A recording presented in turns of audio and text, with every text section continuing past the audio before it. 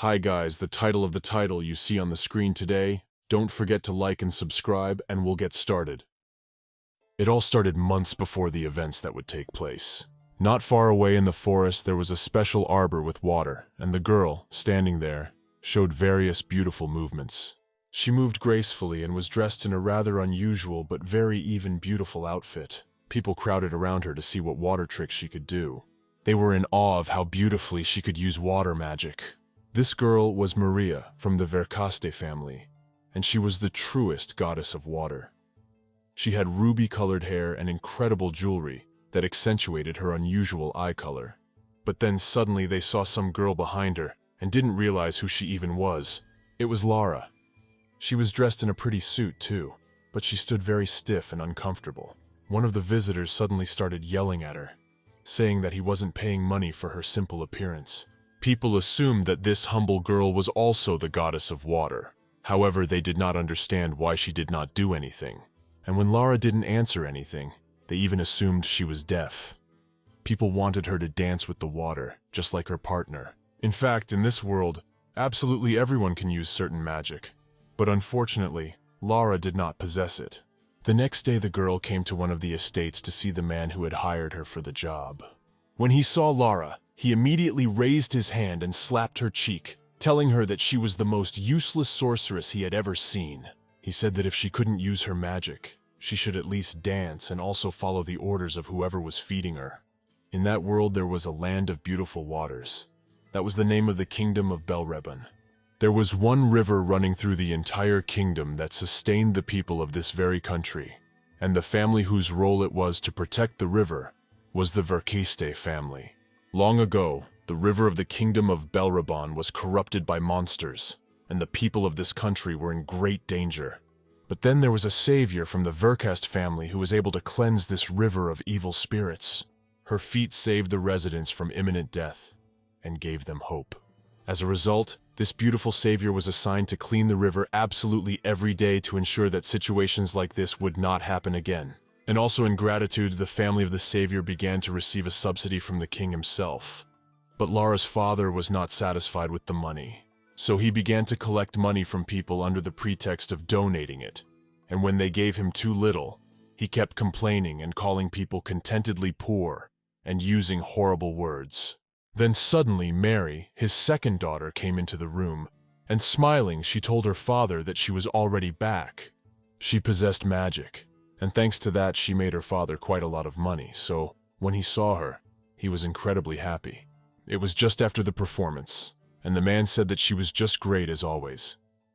Maria thanked him for his praise and said that these were very valuable words for her. After the death of Lara's mother, her father remarried and took in his new wife's children as his own. And yet Maria is simply excellent at water magic, and the people of the country even call her the goddess of this very element. One day, as soon as they met, Maria immediately wondered if she really couldn't use her water magic. Lara was very uncomfortable about it, so she didn't say anything back to her about it, but the girl only smiled in response and said that it was no big deal. Maria asked the maid to bring a bowl of water. She did so at once, and coming up to Lara, asked that the girl simply purify that water. Seeing her frightened face, she wondered if Lara didn't want her father's recognition. But there really wasn't anything scary or difficult about it. All she had to do was use all her magic. But the girl, as soon as she looked into the bowl, saw the incredibly dirty water and just couldn't even imagine how it could be cleaned. Maria, smiling, told her that she was a member of the Verkaste family after all, so she was absolutely confident that the girl could handle the task. Lara thought about how if she could actually purify the water right now, maybe her father would be a little kinder to her. She immediately brought her hand to the dirty water and mentally uttered the word purification. But it was all to no avail. The water remained incredibly dirty. Maria suddenly laughed and called her naive, saying that it was really useless after all, since she didn't have any powers. She then grabbed her stepsister by the head and plunged her face straight into that muddy water. Then she lifted her head so that Lara could at least get a breath of air and turned her straight toward her. Maria said that despite being her sister, she was so insignificant that she couldn't even use water magic, and asked the girl if she realized it now. Lara couldn't contain her emotions, so she started crying loudly, and her sister, in turn, laughed at her. In fact, ever since Maria and her family moved into Lara's father's estate, she was immediately kicked out of the mansion. She lived in a simply awful little wooden house, where even the boards stood unevenly, so they always let in cold air from the street. She had nothing else inside but a blanket and a bucket of water, and even the floor was made of some mud. As soon as Lara got home after another humiliation, she took this very bucket of water and went to the lake. The poor girl couldn't even sleep properly in this environment, and it had been 3 whole days since she had last eaten at all. As soon as Lara looked at her reflection in the water, she realized that she looked disgusting. She began to cry because she couldn't stand it anymore. There is no such thing as happiness in a girl's life, so she was very curious if it would appear in her new life after death. When evening came, she finally did start back to her little house with a full bucket of water. Because Lara was completely absorbed in her thoughts, she didn't even notice someone watching her from behind the bushes. It was a strange man. Everything went pretty well.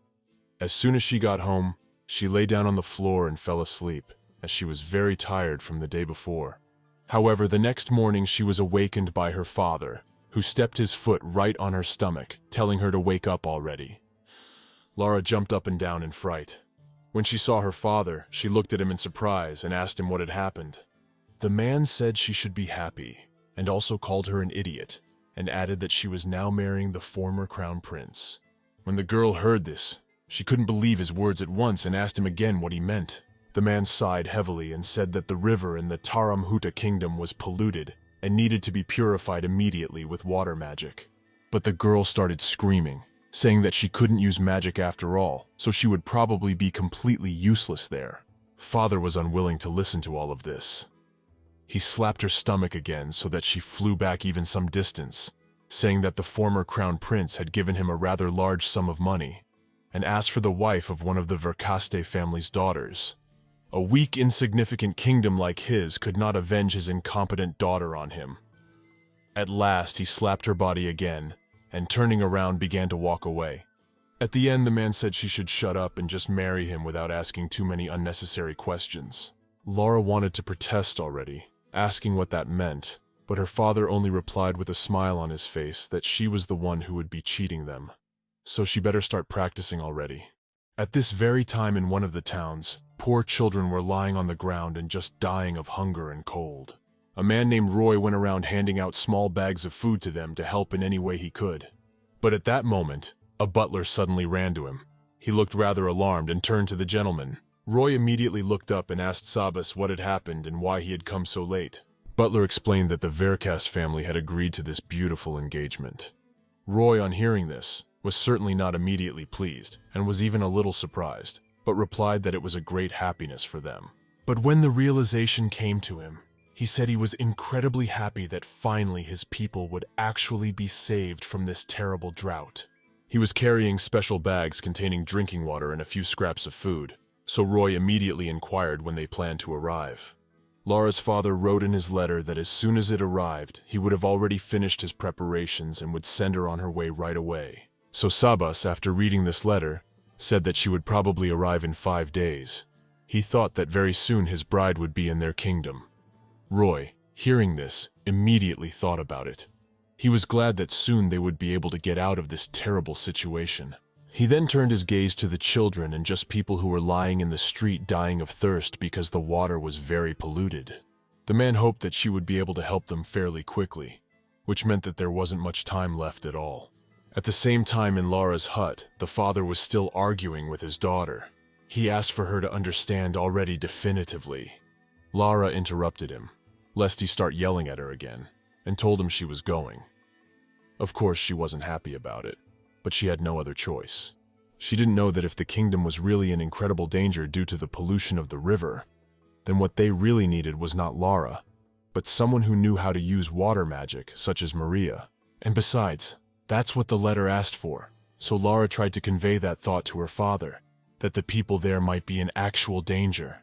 But he only looked at her in surprise and said that she probably just didn't want to get married and asked that Mary take over the role. The girl did not immediately understand what he was saying, for she had explained everything clearly to him. But the man sighed heavily and said that she was a very cunning fox after all. He wondered if Lara really thought that if Maria married, She would be loved as she had been someday. He called her an ungrateful idiot and said she had no beauty, no ability, not even money. So it is very ignorant of her to think that Maria is just a nuisance to her. He can't do anything about it, and nothing can help her anymore. So he thinks that Lara shouldn't waste any energy or strength on these useless conversations. The girl was incredibly indignant. She realized that it was probably quite serious, and she could not help defenseless people, but she could not bring it up to her father. So eventually she just gave up. Then the man said she smelled awful, and he let her use the bathroom on the estate to give her a good scrubbing of that awful odor. After that, he turned around and just left, telling the girl to hurry up, because time is not rubber and she should be on her way soon. Lara was incredibly saddened, but told her father that she would look into it right away. Of course, she was incredibly sorry that there was nothing she could do to help those poor people and their kingdom. Shortly thereafter, the man went to his adopted daughter's room. He knocked on the door and asked if he could come in. The girl, who was sitting near the window reading a book, immediately inquired of her father what he suddenly needed, for he had never come to her at such a time. When the man came into the room, he looked very happy and offered to buy a new dress for Maria, because she would have to give the old one to Lara. As soon as the girl heard this, she immediately started laughing. And of course, she was very happy to hear that her stepsister would be wearing some rags, and she would be bought new ones. So she ran up and hugged her father and thanked him for it, saying that she loved updating her closet. Lara was already in the manor, taking a bath. It was unusual for her, of course, because she didn't get into the bathtub, but just sat on the floor and poured hot water from a bucket. The girl began to thoroughly dry her hair and suddenly thought about the fact that it had been even more than 10 years since she had last bathed in warm water. Her hair was so tangled that she couldn't even untangle it to brush it. But then she suddenly thought that she should hurry up, because her father would be angry again. Lara thought about her father's words about her being the girl who would cheat on that family, and she immediately felt bad about it. She thought about how it was simply impossible because she didn't understand why she had to marry the former crown prince. In fact, the poor girl had an incredibly thin body due to the fact that she ate almost nothing. Her hands were always shaking and blistered, because she was doing a lot of hard work in addition to playing for the public. Lara realized that if the man found out that she was just an ordinary girl, she would surely be executed. But she didn't know if the conflict between the two kingdoms would also appear because of that. But even if she didn't, she would still be killed in any scenario. It made her feel incredibly scared. She was insanely scared, but she knew she couldn't, unfortunately, run away or just give up on this wedding. She was just a very helpless girl who could not stand up for herself because she was different. Soon after Lara finished her bath, she came into the room where the maid began brushing her long hair. The girls had already handed that dress to Maria, and she had changed. She was, of course, not at all pleased, so she sat with her head down the whole time. Lara realized that there was no point in resisting her family, so she decided to accept her fate as it was. Soon, when it was over, she turned to the maid and thanked her for waiting. The girl kept thinking that the clothes didn't suit her, and that she didn't want to wear her hair like that. When the maid had finished her work, Lara thanked her immediately, and the maid bowed and said that a carriage was waiting at the main gate to take her to the right place. She said that she understood everything, and after that she walked behind the maid who began to accompany her. At this very time, the other servants were packing up the wagon, and when Lara saw her last small suitcase, she was very surprised that they were almost done. The girl looked carefully at her sloppily packed luggage and thought about the fact that, just like him, she had been kicked out of her home and was being sent to another kingdom to unknown people. She considered herself not a person entitled to a separate seat, and so she thought she would ride the whole time with her luggage. But suddenly the maid called her inside and told her to get in, for it was time to leave. Maria, who was in a new outfit, had come out to them by then and smiled and said that Lara looked so pensive and wondered if she was thinking about her sister at that moment. As soon as the girl turned her head to the side, she immediately saw her in an incredibly beautiful outfit and even with new jewelry. Mary came closer and smiled and said that this dress suited her very well, and it was really the right decision to give it to her.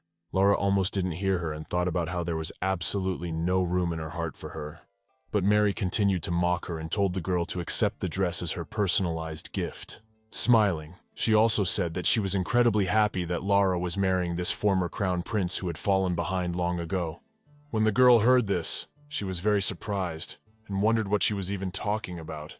But Maria explained that he was already 38 years old and still single. It is even said that the title of crown prince has passed to his younger brother. But with a smile, she also said that it was just a rumor, and then asked her sister if she knew about the infectious disease that was prevalent in the kingdom. Lara, hearing this, was immediately frightened and didn't even bother to hide her emotions. She asked what she was talking about. Maria immediately gave all the details and also said that this country was still not protected from the demonic beasts. In addition, they don't have good quality water. And if Lara, who doesn't know how to use water magic, goes to a place where she can't even heal a common wound, what could end up happening then? When she said these words, she began to laugh loudly, for she realized that this engagement would certainly not end in success. Lara didn't say anything to that. She just looked away and tried not to think about all the bad things her sister had just said. But Mary then shifted her gaze to the wagon and said that apparently the servants had already finished their preparations. So she said goodbye to her sister, even putting her hand on her shoulder.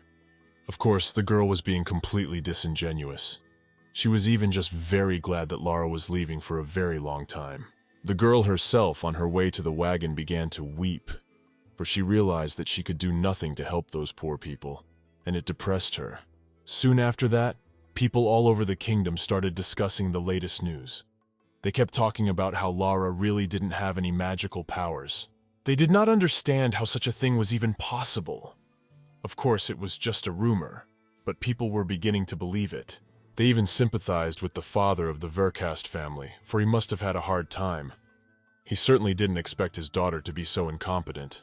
They were, of course, well aware that her father was just a horrible person, but they still continued to sympathize and understand his feelings. And Lara's maternal family was on the verge of breaking up. There's even a rumor that she may be the child of a mistress. People didn't understand what was wrong with her all the time, calling her pathetic and stupid, and the girl just couldn't hide from all those voices and the horrible people that surrounded her. In fact, as Lara left the mansion, Ian watched her from the window and didn't even look away for a second. It was just an ordinary person that Lara didn't like any more than her sister, and that was just as much as her younger brother. He was the worst person she'd ever met. Even in the moments when the girl was having a hard time, he kept badgering her and telling her he was so much better than her.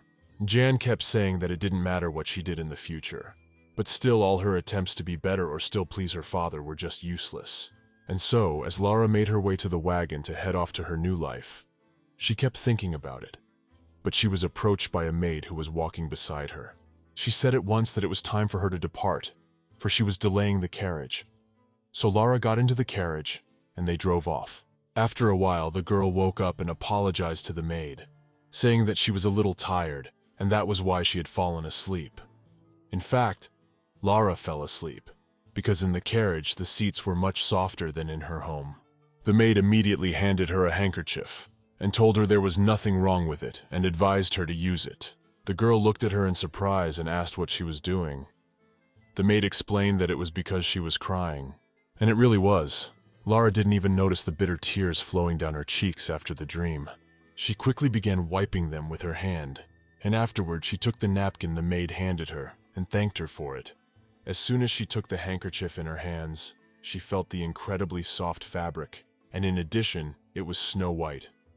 Lara thought it was very beautiful, because she had never had anything like it before.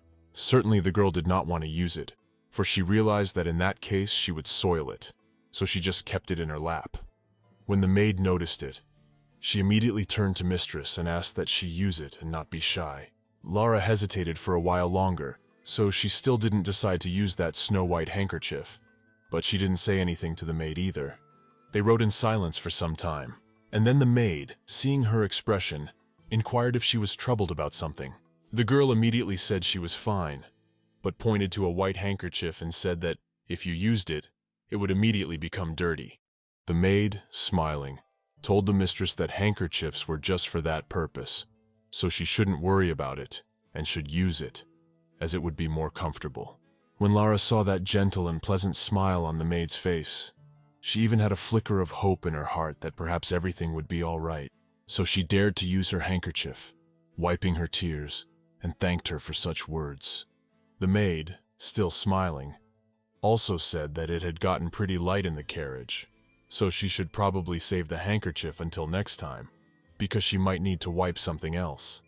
Lara was incredibly happy, and then asked the maid what her name was. She felt rather awkward asking it, so she kept apologizing. Ellie immediately gave her name and said she had completely forgotten to introduce herself. So the maid explained that she was now her maid, and that there was no need for her to use such deferential language toward her. Lara smiled happily, and addressing the maid by name, thanked her for everything. The girl was well aware that she would soon have to die, but at that moment she could not believe that she felt at peace for such a long time. So Lara, looking out the window, kept smiling. She was sure that the god had decided to give her a parting gift, and to give her at least a few moments of happiness at last. Quite some time had passed since then, and they finally started to enter the new kingdom, where things looked very bleak. When Ellie looked out the window and saw the shadows of the city nearby, she said that they must be getting there pretty soon. Lara was beginning to feel very anxious. She felt uncomfortable, realizing that very soon everything would be bad. The coachman drove up to a rather spacious estate, on the territory of which not a single plant grew, because without water they simply died. The man stopped at the entrance and told the ladies that they had arrived. The maid was the first to open the carriage and looked around and got out. She went up to the coachman and began to talk to him. Lara, for her part, continued to sit inside and shake with fear. She was ready to cry again, but she held back. Soon a maid came up to her, and holding out her hand, said that the mistress could go out now, for they had arrived. The girl hesitated for a while, but then she said that in that case, she would go out. She lowered her head and started to descend from the cart, not even looking at the people around her for a while. But as soon as she looked up, she saw the butler and two other maids who had come out to greet her. Lara couldn't believe her eyes, for they stood looking at her, smiling, and said they were very happy to welcome her to the manor. The girl just stood there and looked at them in surprise. She could not utter a single word, for she had not expected such a reaction. She thought at once that she must have been lucky, for the people seemed kind enough at first glance. But then she was suddenly reminded of the words she had said to the kisser, that she would be the one to cheat them, and she was immediately not amused. She realized that this would be the end of her joyous emotions. She would have to deceive all these wonderful people who were welcoming her with such joy. Then a man came up to the girl after all, and bowing, wished her a good day. He said he was the head butler of the estate, and asked that she just call him Sebas. Then another maid came up to her. She had black hair, and told her name was Rayana, and explained that she would take care of her personal needs. And a maid named Monica bowed and said that she was very happy to finally meet her. Ellie, who was standing behind her, immediately began to address Mistress, hinting for her to introduce herself as well. It took her a few minutes for Lara to finally do so. Then she bowed, curtsied, and gave her name. The girl felt very awkward and terrible, for she was soon to be deceived. The servants of the manor immediately started smiling and talking about how pleased they were to meet her. But then suddenly Lara wondered where Mr. Roik, to whom she was to be married, was. So she immediately asked the butler. The butler said he was sorry, but her husband was away at the time. When the girl heard this, she was very surprised. But then she thought about the fact that it was obvious, because that morning he had received news that a monster had appeared near the city. The butler, still bowing, said that the gentleman apologized for not being able to greet his bride in person. However, matters were indeed urgent. Lara was a little surprised at this statement, but replied that everything was fine, so she shouldn't worry so much. Sabas then smiled back at her and told her that in that case she could pass, for from this day forward, this would be her home too.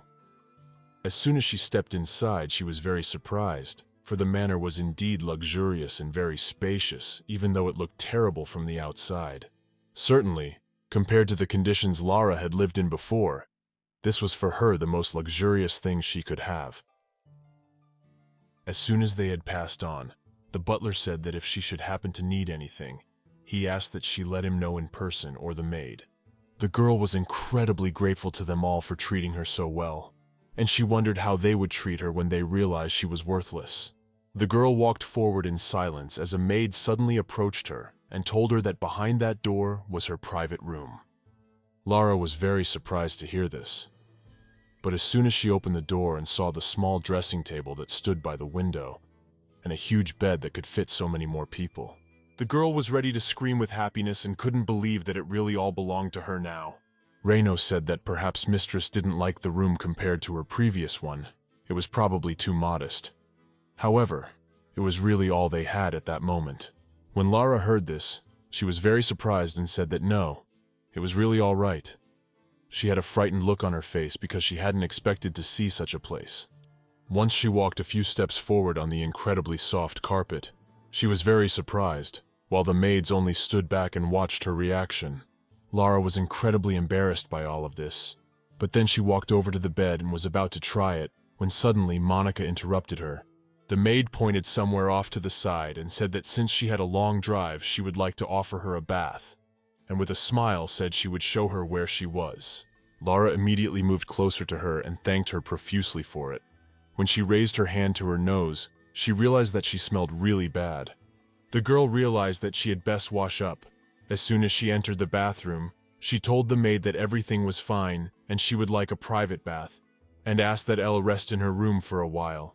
The maid didn't mind and said she would do whatever Mistress said, but also added that she would want to sort through her luggage first, so advised Lara to take her time and enjoy herself quietly. She immediately turned to her and, smiling, thanked Elle for everything, and then went directly to the bathroom. Monica showed her where the bathroom was, and as soon as the girl stepped inside, she was very surprised.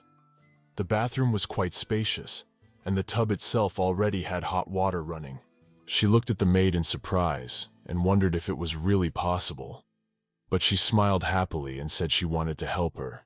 Lara immediately became worried and said she better not do that, because she could also take a bath on her own. But Monica protested and said that it would be quite difficult for her to take off such a lavish dress alone. When Lara looked at herself, she said that it was really true. She wouldn't be able to handle it on her own. So, blushing, she asked the girl to really help her with it. Monica then asked if by any chance she would need help washing her hair. The girl immediately replied that she only needed her help to take off the bouffant. She could do the rest on her own. But the maid was not at all embarrassed by this behavior of the girl. So, smiling, she said that she understood everything, and asking for forgiveness, came up behind her, starting to help her remove the dress. In fact, Lara had always disliked being touched by anyone, and she wished it would all be over as soon as possible, because she felt very uncomfortable at times like this. And the moment the maid opened the dress itself and got to the corset, she saw the back covered completely with bruises and scratches. Monica, seeing all this, was incredibly surprised and couldn't believe that she had actually seen such a thing on the body of such a noble girl. She decided to ignore it and didn't say anything to Mistress about it, but only warned that they didn't have much opportunity to take a bath, so she asked that the girl be careful. Lara was very surprised and asked if it was really that bad. The girl said that it was really so because the nearest river was very polluted, and at that time, it's quite difficult to collect that much pure water. However, on that day, the master specially prepared it for the lady. Monica started to go out, placing the bell by the bathroom, and said that when she was done, she would have her ring it, and she would come to her right away. Lara thanked her, and afterward began to walk over to the hot tub. Her whole body was completely covered with bruises and abrasions. The girl thought about the volume of water being incredibly large, and it probably took them a lot of effort to fill the tub. They greeted her with such hope this morning, and she could do nothing for them. So the girl couldn't stand it and cried, because she realized that she was completely useless to these people. Unfortunately, there was nothing she could do to help them, so she was ready to apologize to everyone. But of course she couldn't, because she had to keep lying, just as her father had said. In the evening, when the sun had already set over the horizon, Roy returned to the manor. He called all his servants at once and told them that they had had a hard day's work, asked that they tell him how they liked his bride and also if everything went well. The butler answered nothing at once. He only lowered his head and kept silent. Then the master, seeing this, was very much surprised. He looked at him and wondered what had happened. Was she really causing them so much trouble?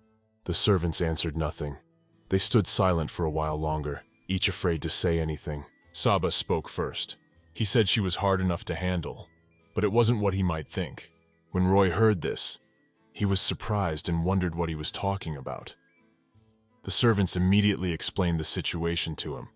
In fact, as soon as he arrived at Lara's father's house, he named a sum of thousands of millions for his daughter. Roy was just furious. He didn't understand why such a large sum of money had to be paid for, and Lara's father was just sitting there thinking of ways to raise it even more. The man, Leosha, was smiling and talking about how he would see that they had a big problem and needed to purify the water as soon as possible. His kingdom is in a pretty big crisis, so he believes that they would be willing to give him such a large sum of money in order to resolve the situation.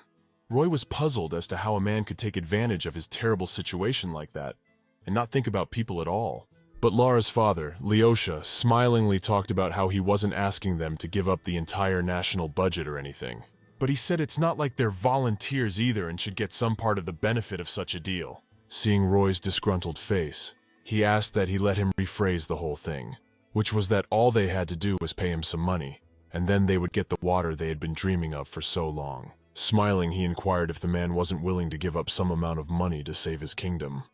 Roy realized that he simply had no other choice, but he did not want to agree to such an unfavorable deal.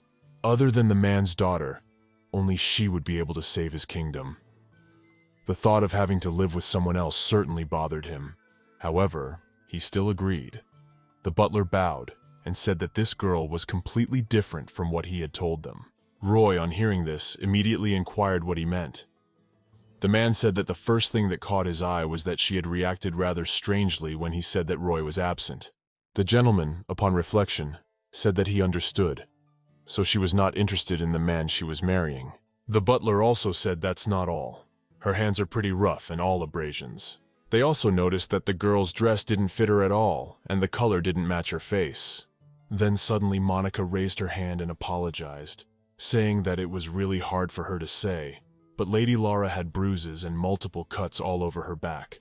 Roy, hearing all this information, wondered and didn't understand what was even going on there or who this girl was.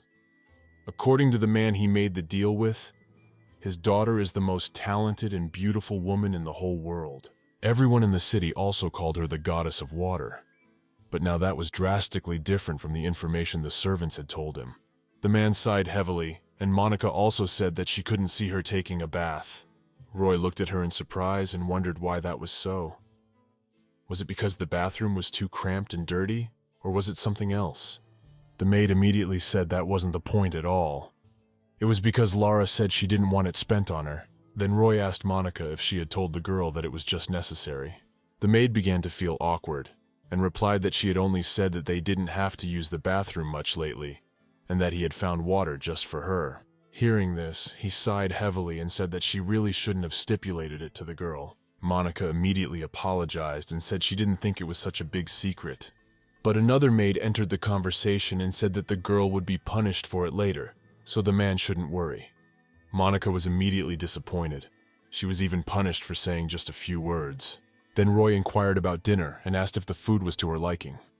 Monica said the girl replied that she didn't feel bad and went to bed without even eating. Roy was surprised, but said he would be having breakfast with the lady tomorrow and asked that Sabas make sure everything was ready for it.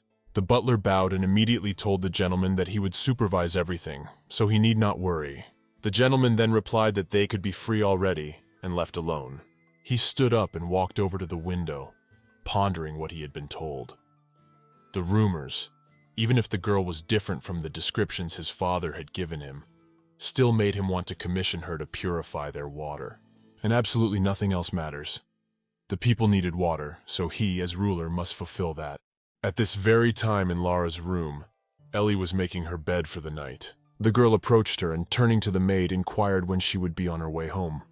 But Ellie, smiling, replied that she wasn't going anywhere, but would stay with her. When Lara heard that, she was very surprised and asked how it was so. The maid explained that her father had not given her any specific instructions, so she had made the decision to stay in place with the mistress. Lara was just terrified, and she said that it must be very hard for her to work far away from home in a completely different country. Ellie, smiling, said that the girl shouldn't worry about her so much, as she was fine. But Lara kept insisting and said that this place was apparently inhabited by monsters, and surely it could be dangerous. Oh, and besides, the girl really hoped Ellie didn't know about the plan she had to carry out. Then suddenly the girl cried again, and when the maid saw this, she immediately became worried, asking if she was all right. Lara felt disgusted, for if everyone found out what she had to do and that she would be deceiving everyone, it would appear that she was definitely in danger. But Ellie would also be in danger, so that made Lara feel even worse.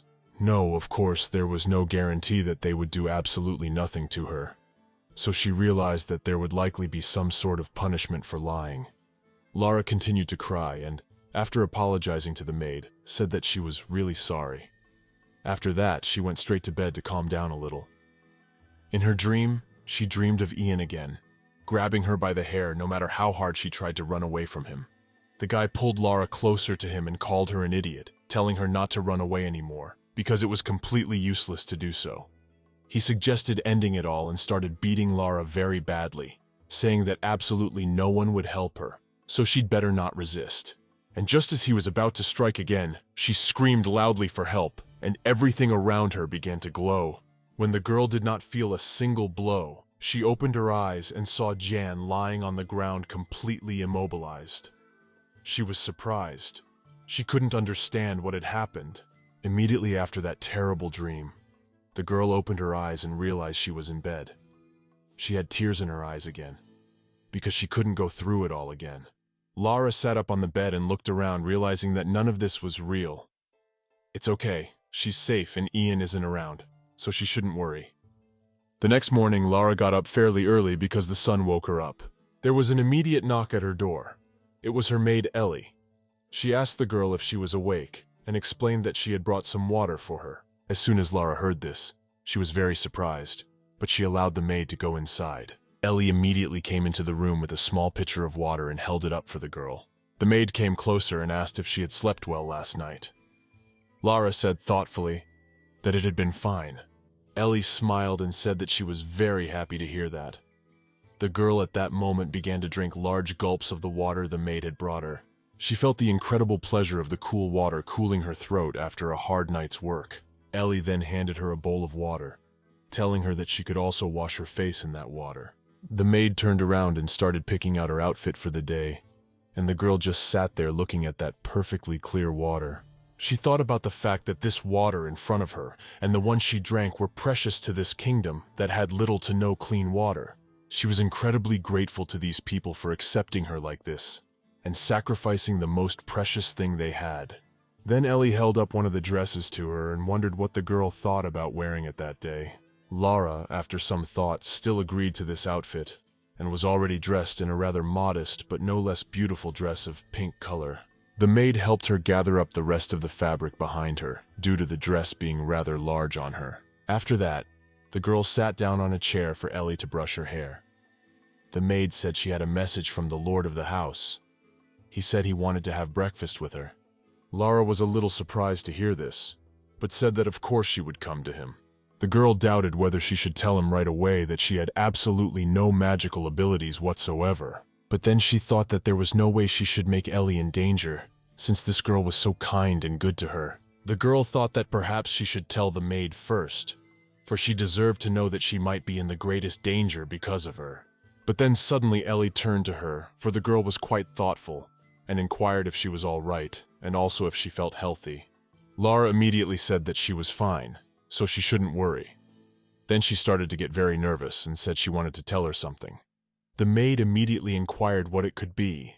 The girl said that she could not just tell everything at that moment because she had no courage at all. The maid was immediately wary. She could not understand what the girl was going to tell her, but she said that she promised that one day she would have the courage to tell her everything.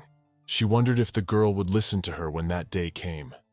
Ellie, smiling, looked her straight in the eye and replied that of course she would always listen to her and understand.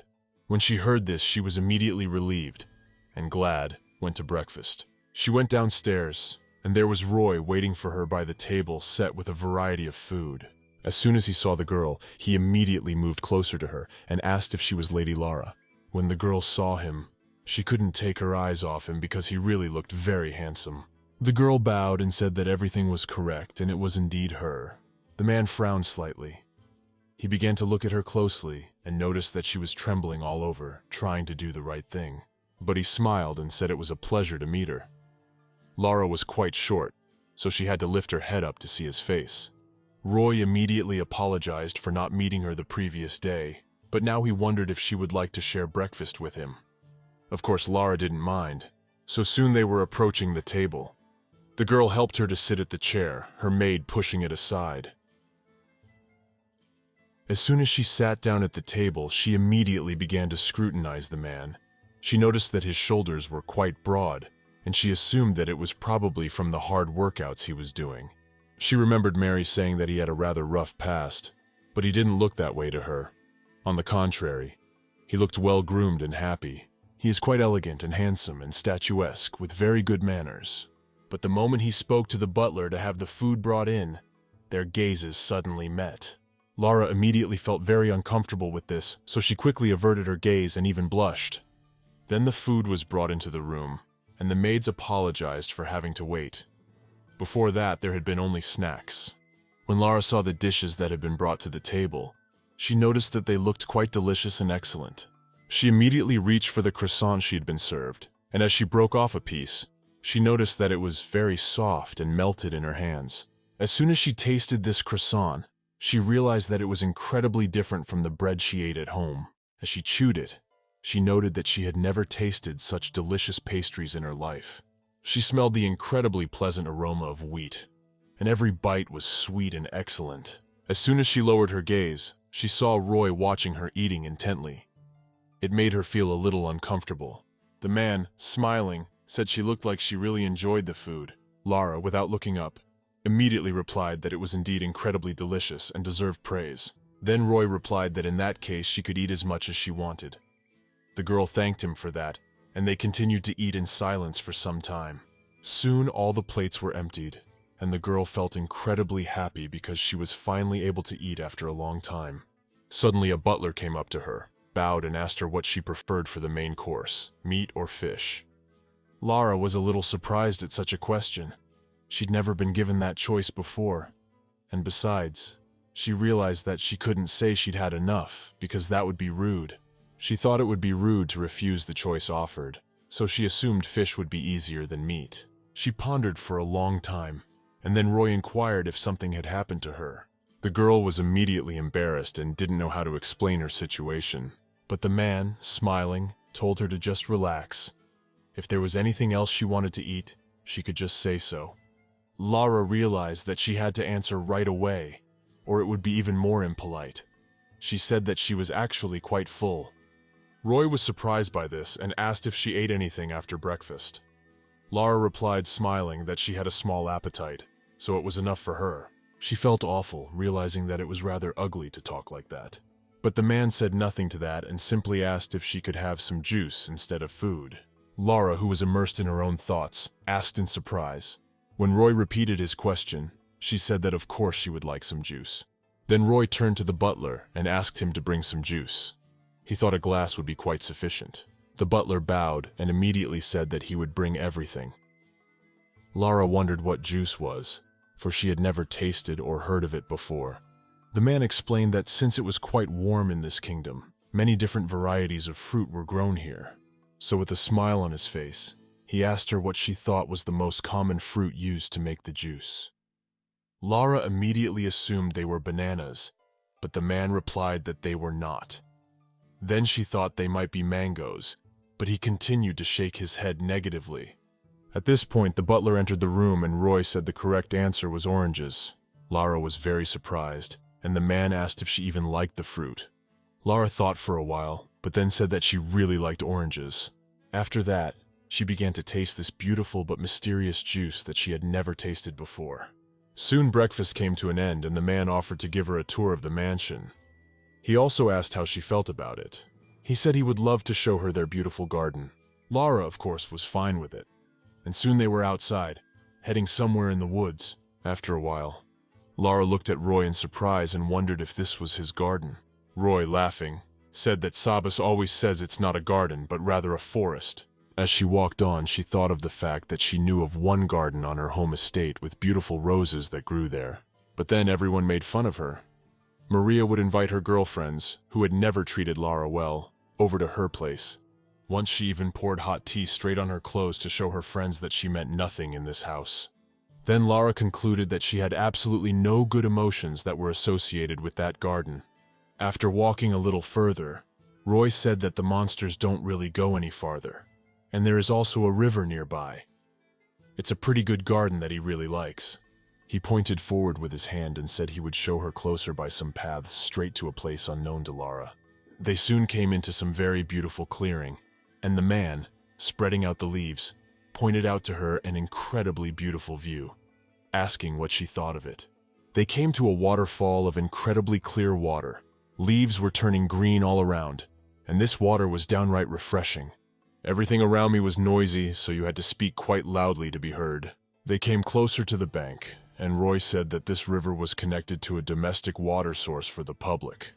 He ran his hand along the creek, saying that they used it mostly to do ordinary chores that would require water.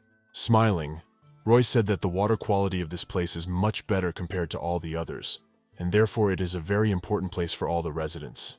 The girl lowered her head down and said that she understood that perfectly well, but she herself began to look at the clear water and noticed that there were absolutely no fish in it, and it was quite cold. Lara thought about the fact that if they called this kind of water good, then what could be going on elsewhere with the water that people used all the time? Roy turned to her and said that she was sure things were quite different in her kingdom, and surely the water there was much better quality, but they had to use this one after all.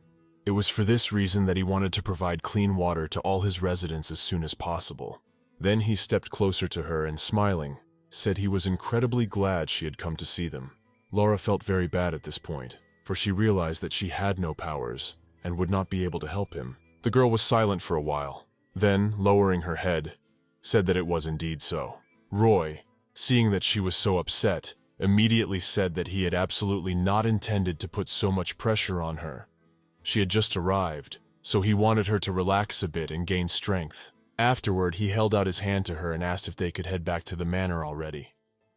Lara told him that she would be fine with that. The rest of the way she walked behind the man and said nothing.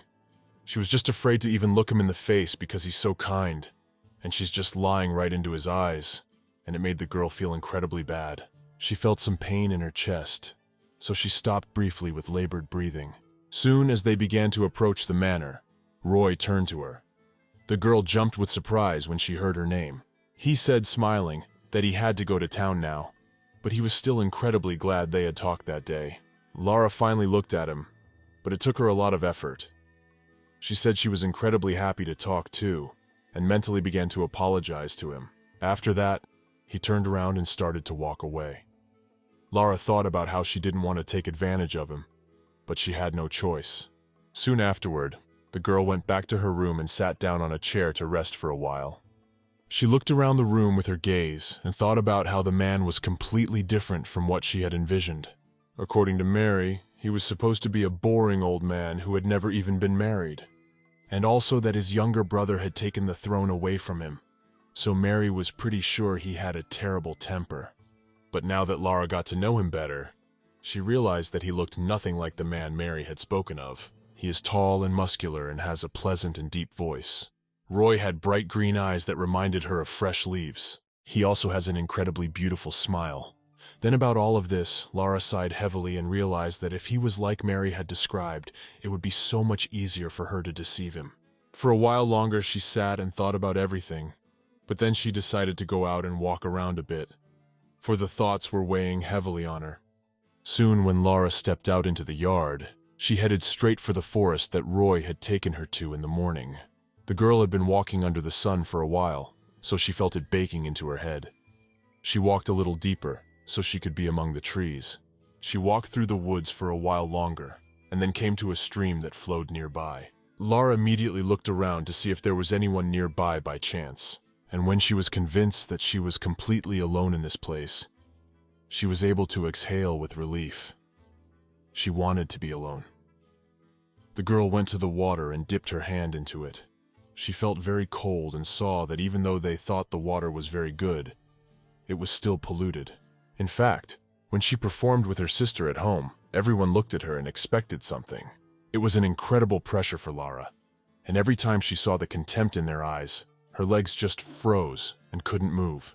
However, the place she had come to was contentedly quiet and peaceful, so the girl sat down in front of the stream and began to pray. The whole situation reminded her of spring and the place she and her mother used to go to all the time. She thought of all the people she had met in this manor, and she immediately felt happy, for they had received her well and had always been polite.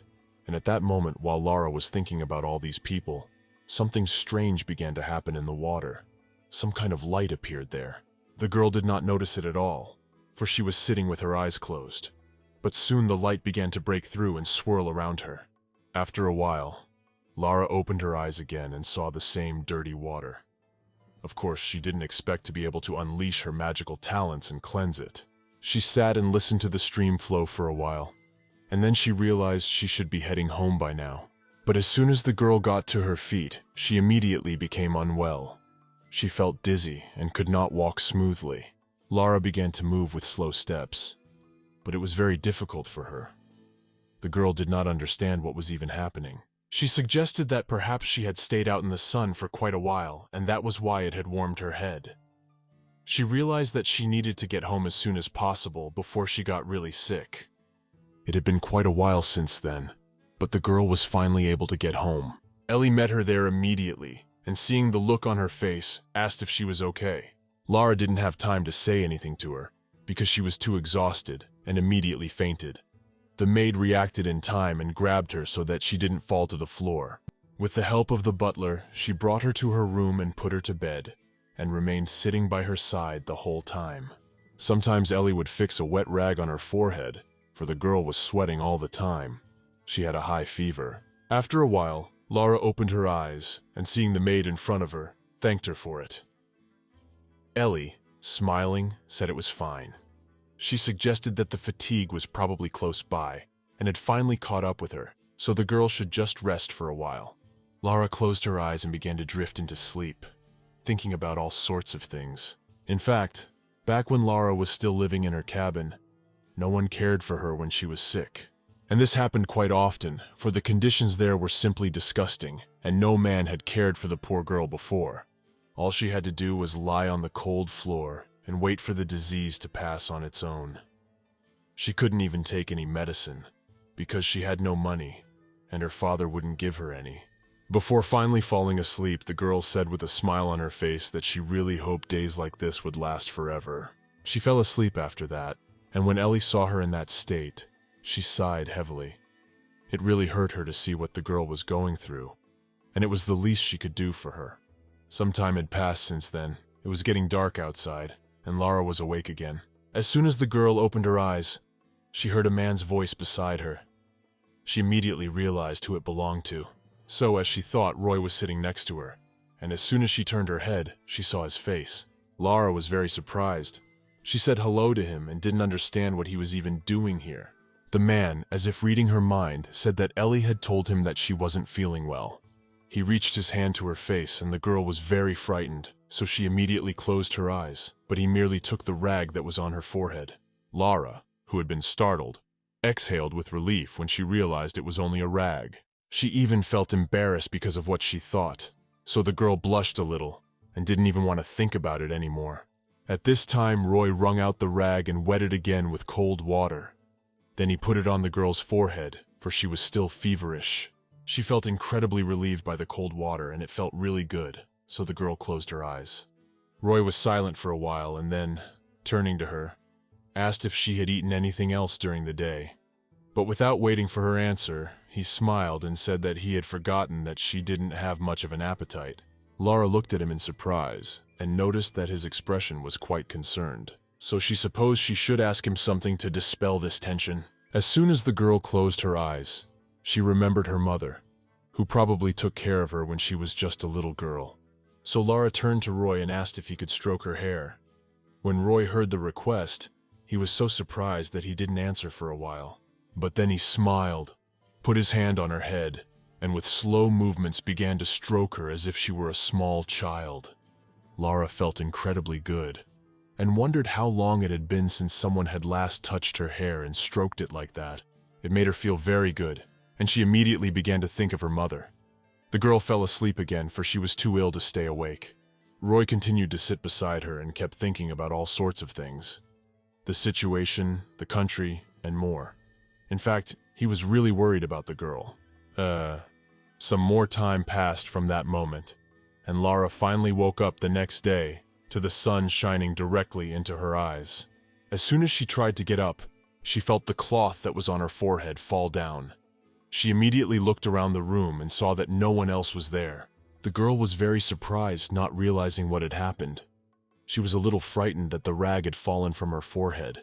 But the moment Lara wanted to pick it up, she remembered the request she'd asked Roy for, and she felt too embarrassed. She didn't understand how she could have asked him to do such a thing. For a while she tried to figure out why she did it, but it was obvious. It was because she had a high fever and was just delirious. Lara still had a hard time believing that she had actually said those words. So long enough her cheeks were red with embarrassment. She began to fix her hair and thought about how his touch was so incredibly gentle that she even thought of her mother. She pondered the past day for a while longer, but then as she stretched, she realized that the bed was just delightful, and her body wasn't even sore after a whole night. As soon as she got out of bed, she suddenly felt a strange sensation in her body. She felt like her body was glowing and felt incredibly light.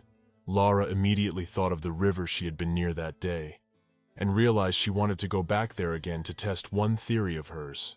Then she threw her shawl over her shoulders and went out quietly. After a while, she was in the forest and came to the riverbank. As soon as she got closer, she began to feel guilty, for she had told absolutely no one that she was leaving. She decided not to alarm anyone, for she was going to be back again pretty quickly. The girl started to get closer, and didn't even notice a big fish jumped out in the water, which had never been there before. Lara sat down on the riverbank and pulled a small jar from her pocket. Then she clutched it in her hands and began to pray again. She thought about all sorts of things for a while, and after that, she looked into her reflection and realized that something like this always made her remember how her mother had died. Lara was very young at the time. She ran into her mother's room and started to wake her up, but she didn't react. The woman lay completely breathless and lifeless on her bed, and Lara sat next to her and cried loudly because she realized that something was wrong with her mother.